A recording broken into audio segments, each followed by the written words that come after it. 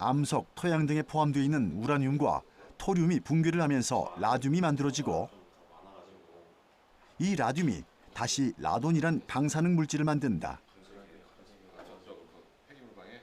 이게 우리나라 일부 지역에서 존재하는 이 암석입니다.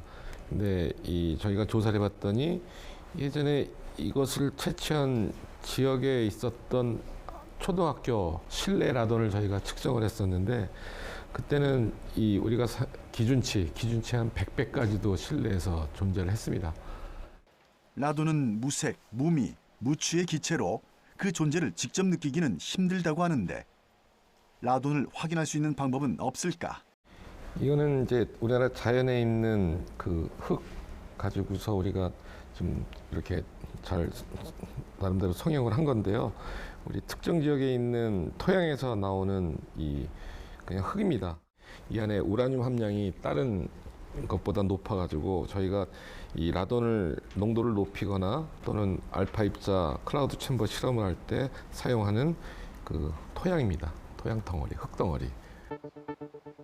눈으로 볼 수 없는 방사선을 지나간 흔적으로 관찰할 수 있는 클라우드 챔버 실험법. 일명 안개 상자로 불리는 이 장치를 통해 라듐의 흔적을 관찰할 수 있다고 한다. 상자 안 아래쪽을 드라이아이스로 냉각시키면 온도가 낮아지면서 자연 방사능이 과포화된다.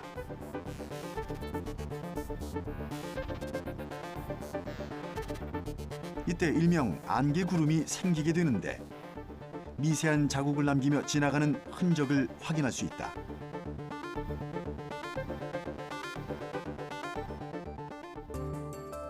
지표면에서 가까울수록 라돈 농도가 높은데, 단독주택이 134베크렐로, 아파트 56베크렐이나 연립 다세대 주택에 79베크렐보다 높게 나타났다. 이 땅에 근접한 집들, 소위 단독주택, 이런 주택들은 그 어떤 국제적인 기준치나 우리나라 기준치를 초과한 것들이 한 30% 내외, 꽤 많은 숫자죠. 그렇게 조사가 되고요. 땅에서 조금 떨어진 집, 그러니까 다세대 주택 같은 것들, 이런 데는 한 10% 내외가 이제 초과하는 거로 알려져 있고요. 이제 고층 아파트면 땅에서 머니까는 라돈이 원래는 없어이죠. 땅에서 머니까. 근데 이 아파트든 고층도 전부 다 주변이 콘크리트거든요. 콘크리트가 전부 다 땅에서 원인이 됐기 때문에 이 콘크리트나 석고보드 같은 것들이 원인이 돼서 라돈이 기준치를 초과한 것들이 또 이제 5% 내외 이렇게들 조사되고 있습니다. 라돈은 세계 보건기구가 지정한 1급 발암물질로 폐암의 원인으로 알려져 있다. 이 빨간 거는 저희가 보고자 하는 영역을 미리 표시해 놓은 겁니다. 우리가 이제 3가지의 감마선을 보겠다는 거고. 그러면 라돈에서 나오는, 요게 라돈에서 나오는 신호예요, 지금 알파 신호. 이걸 우리가 지금 눈으로 직접 확인할 수가 있습니다. 이게 지금 전부 다 라돈에서 나오는 알파가 지금 잡히고 있는 겁니다. 라돈 방사능 중 특히 알파선이 인체에 가장 치명적이다. 그래서 쉽게 이 폐포를 통해서 우리 몸 전체로 돌아다니거든요. 그래서 1차적으로는 폐암, 최근에 이제 연구를 보면은 이거 혈액암 또는 피부암, 이 피부에 노출이 되니까, 그다음에 뇌암까지도 일으킨다는 보고들이 나오고 있습니다. 유레카!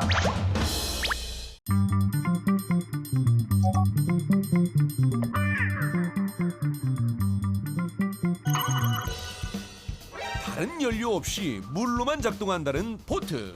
그 말이 과연 사실일지 그 과정을 지켜봤습니다. 마치 연료를 넣든 물을 넣은 후 다른 어떤 작업도 없이 곧장 물로 뛰어드는 보트.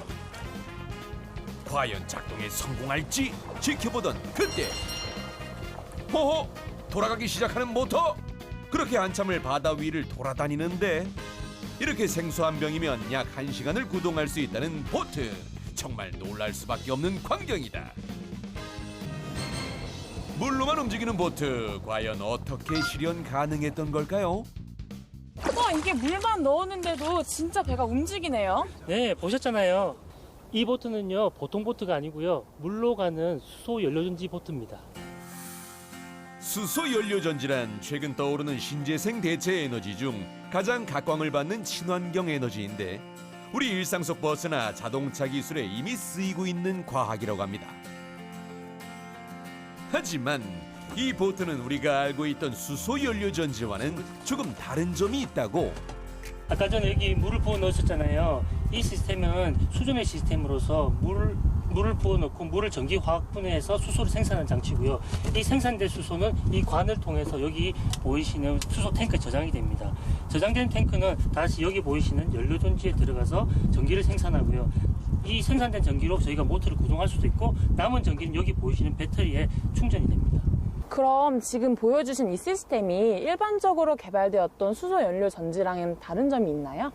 저장된 탱크에서 연료전지 들어가고 배터리 가는 거는 일반적으로 사용되는 수소 연료전지와 똑같은 방식입니다. 하지만 저희 보트는 앞에 수전을 통해서 수소를 생산해서 무한 동력을 공급하는 에너지원을 자체에서 생산한다는 게 제일 큰 차이점이죠. 물 하나만 있으면 어디든 무한대로 구동 가능한 그야말로 에너지계의 봉이 김선달이 아닐 수 없다. 현재 물만 있으면 계속 무한정으로 바다 위에 떠 있으면서 운행이 가능할 수 있습니다.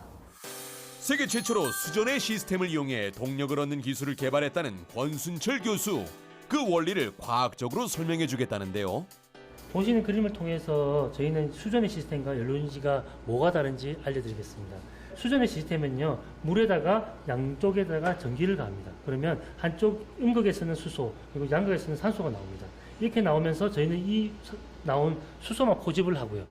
수전의 시스템을 통해 물은 수소와 산소로 분해되게 되는데 이때 수소만을 포집하여 탱크로 이동시키는 기술이 바로 핵심이란다. 이렇게 분리된 수소를 눈으로 확인시켜 주겠다는데 보글보글 발생하는 이 기체가 바로 물에서 걸러진 수소라고. 수소 기체는 눈으로 볼 수 없기 때문에 간접적으로 물에 담궈서 기포 형태로 지금 보여드리고 있는 겁니다. 이 수소 기체는 분당 360mm가 지금 생산되고 있습니다.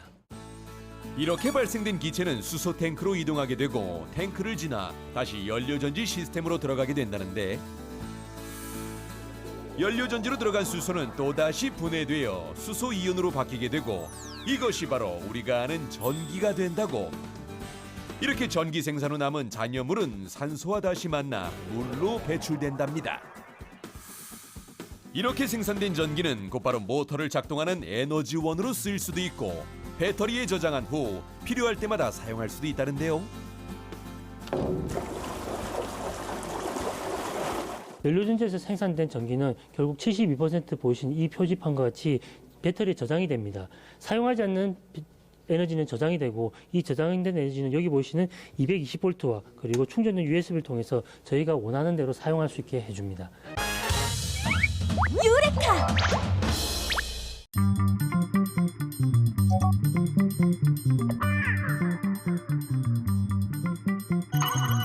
안녕하세요. 네, 어서 오세요. 자타공인 종이접기 덕후라는 장준호 씨. 있는 것들이 다 이제 제가 만든 것들이에요. 방 한편에 트로피처럼 전시된 그의 종이 작품들. 만화 속에서 금방 튀어나온 듯한 싱크로율은 물론 깔끔한 마감 처리까지. 다시 봐도 놀랍기만 하다. 종이로 어떻게 이런 섬세한 작품들이 만들어지는 건가요?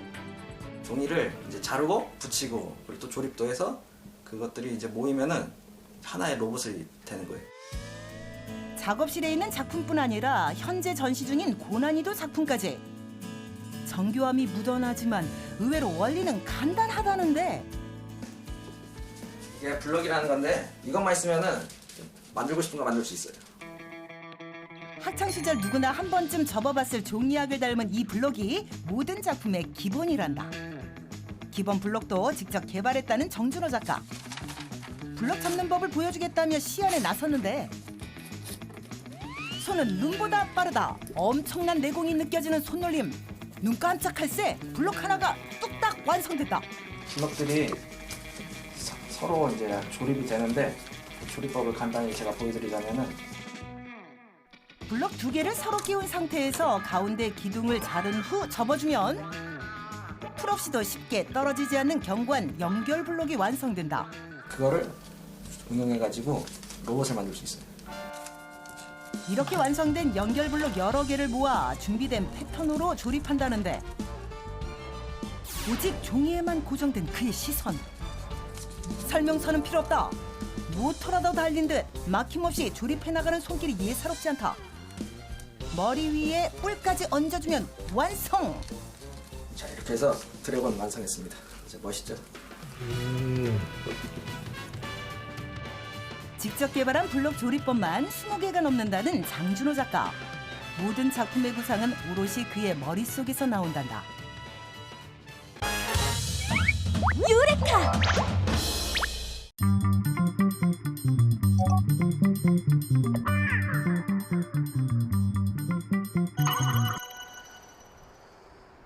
우리가 매일 생활하는 집안의 실내 공기를 깨끗하게 관리하는 손쉬운 방법은 무엇일까?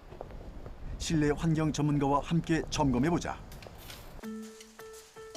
자타공인 살림의 여왕이라는 주부 강은숙 씨의 집.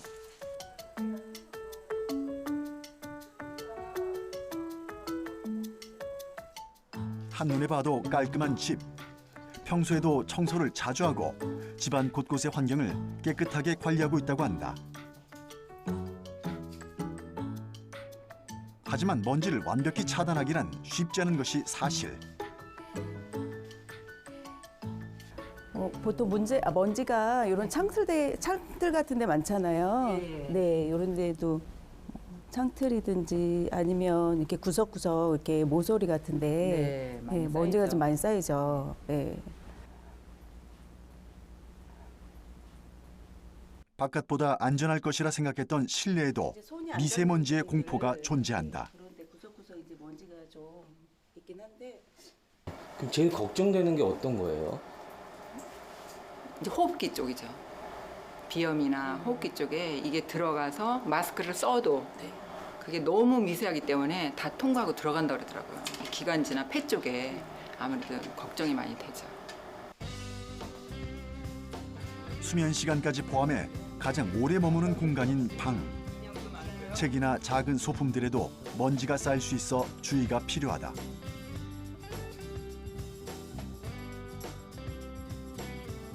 또 피부를 맞대는 의류도 세심히 관리해야 한다. 외부에서 옷에 묻혀 들어온 먼지가 실내 공기를 더럽히는 큰 오염원이 되기 때문이다.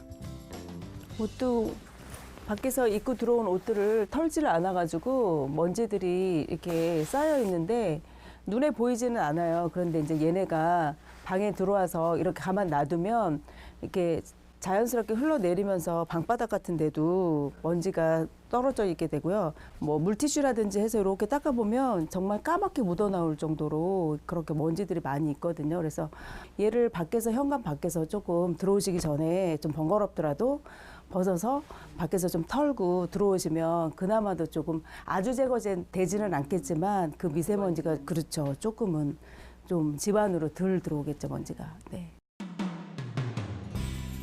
가족 모두가 활용하는 중심 공간인 거실은 외부에서 오염원들이 지속적으로 유입되는 곳이다. 특히 겨울철 단열을 위해 외부 공기를 장기간 차단할 경우 유해물질 농도가 급격히 증가한다. 하루에 한두 번씩은 창문을 열고 환기를 챙기는 노력이 필요하다. 그래서 이럴 때는 이제 창문을 좀 열어서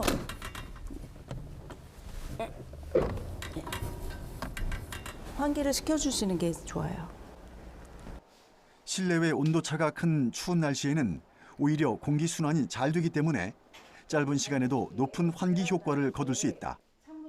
맞은편 방이나 현관문을 함께 열어 바람길을 만들어주면 효과가 높다. 야외 미세먼지가 걱정된다면 대기질 정보를 참고해 좋은 시간대에 하는 것이 좋다. 유레카!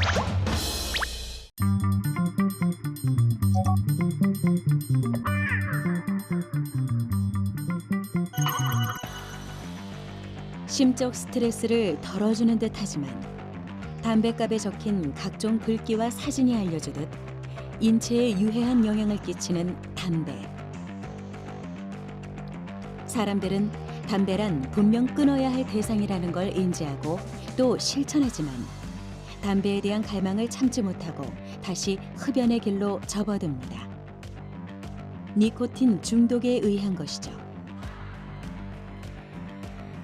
담배를 피우면 체내에 흡인된 니코틴이 수초 만에 뇌에 도달하고 신경 전달 물질인 도파민이 분비돼 기분이 좋아지는데요.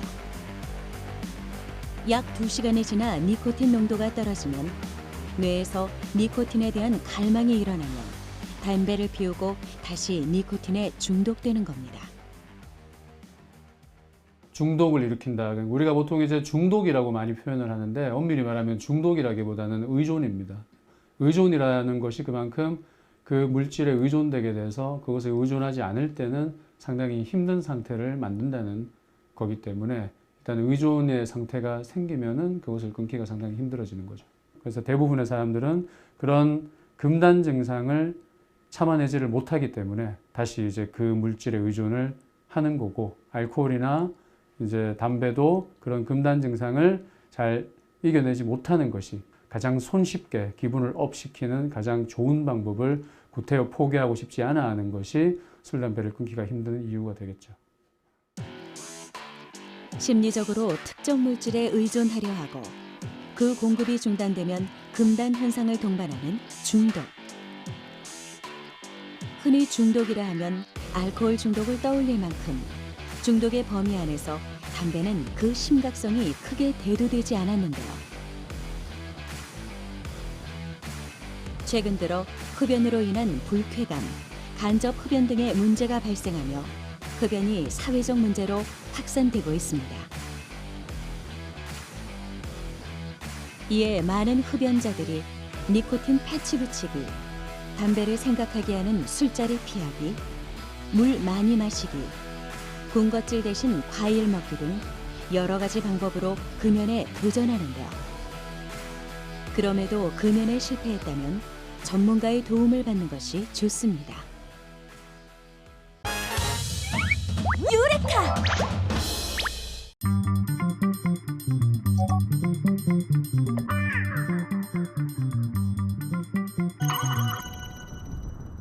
경북 울진군에 위치한 봉평해변.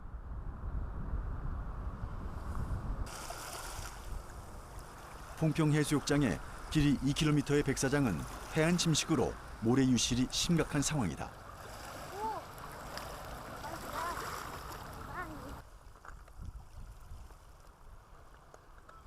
바닥엔 어른 주먹 크기만한 자갈이 가득했다. 백사장이 줄어들고 모래가 바다로 쓸려나가 가파른 경사면이 생기는 등 사실상 해수욕장의 기능을 상실한 상태. 현재 해변 길이는 고작 20m 남짓이다. 봉평해변은 침식이 심각해 침식 심각 단계인 D등급을 받아 연안 침식관리구역으로 지정됐다. 그러나 정비 사업 이후에도 침식이 지속적으로 일어나고 있다.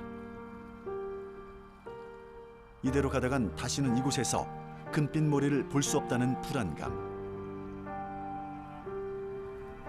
삶의 터전을 잃어가는 주민들의 마음은 안타깝기만 하다.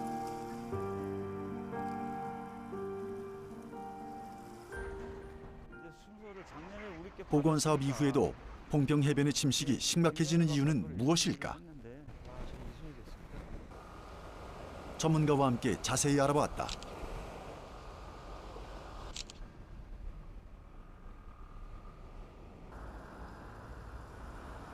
봉평해수욕장의 경우 죽변항 방파제 연장에 따른 파도의 집중으로 중앙 구간의 모래 유실이 심각한 것으로 조사됐다.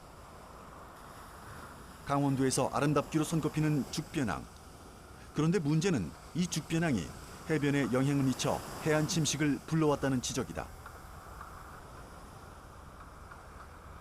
모래 유실을 걱정하던 인근 해수욕장과는 달리 정작 죽변항 앞바다는 모래가 쌓여서 퍼내고 있는 것을 확인할 수 있었다. 해양 시설물은 해류의 흐름과 파도의 방향과 강도를 교란시켜 침식과 퇴적을 발생시킨다. 방파제 앞에는 고운 모래가 쌓이는 퇴적 현상이 계속되는 반면 반대로 해변에서 가까운 해안은 모래가 깎여나가면서 침식이 일어난다. 이로 인해 백사장의 모래 유실이 심해져 가파른 경사가 생기는 현상이다.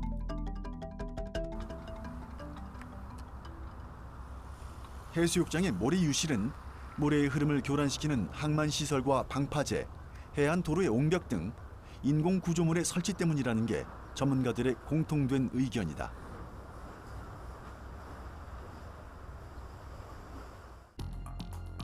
홍평 해변 역시 죽변항을 따라 무분별하게 설치한 인공 구조물이 침식을 가속화하는 주범이라는 것.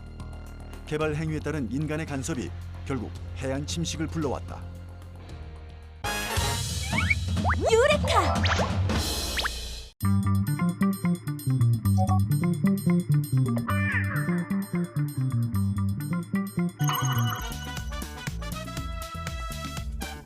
영동 고속도로 상인선에 위치한 봉평터널. 이곳은 경찰 집계 결과 2012년 이후 17건의 크고 작은 사고가 발생했습니다. 전문가는 도로 선형의 문제를 지적했죠. 쭉 뻗은 입구와 달리 출구는 급커브로 이루어져 속도를 내던 차량이 앞서 서행하는 차들을 뒤늦게 발견해 연쇄 추돌 사고로 이어질 가능성이 있다는 겁니다. 2017년 경찰청에서 분석한 도로 선형별 교통사고 통계 결과를 보면 직선형 도로에서 발생한 사고는 전체 사고의 92.8%에 달합니다. 곡선형 도로에서 발생한 사고가 5.7%에 그친 것과 비교하면 무려 16배에 가까운 수치죠. 단조로운 운전 상황 지속으로 인한 운전자의 주의력 하락을 그 원인으로 보고 있습니다. 도로를 설계할 때 수많은 역할들을 고려하지만 그중 가장 중요한 것은 안전임을 보여주는 예죠. 그래서 우리나라의 도로는 차가 70초 넘게 직선 구간을 달리지 않도록 만들고 있습니다. 또 상습 정체 구간을 지나 길이 뻥 뚫리는 도로도 안전에 주의해야 합니다. 좋은 도로는 차량의 흐름을 방해하지 않으면서도 안전하게 운전자를 리드하는 곳입니다. 곡선 도로는 지형 때문이기도 하지만 운전자의 안전을 위해 일부러 넣기도 하는 구간이죠. 이렇게 도로 속에는 우리가 미처 알지 못한 원리들이 숨겨져 있습니다.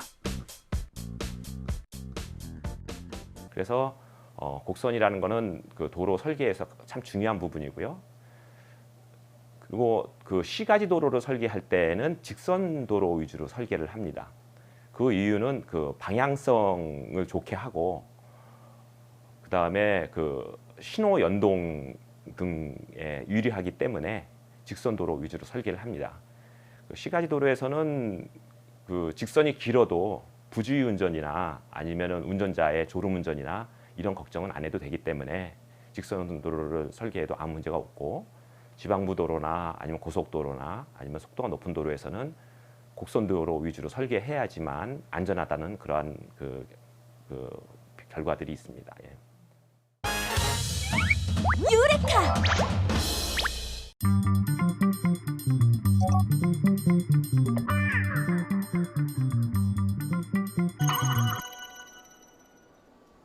알레르기 내과에서는 비염 환자 진료가 한창이다.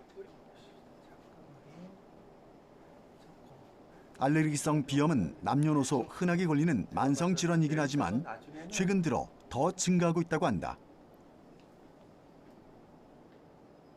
한 10년 전에 비해서 알레르기 비염으로 병원을 찾는 환자들이 한 2배 늘었습니다. 그래서 현재는 거의 한 전체 그 인구의 한 20%가 알레르기 비염으로 고생을 하고 있습니다.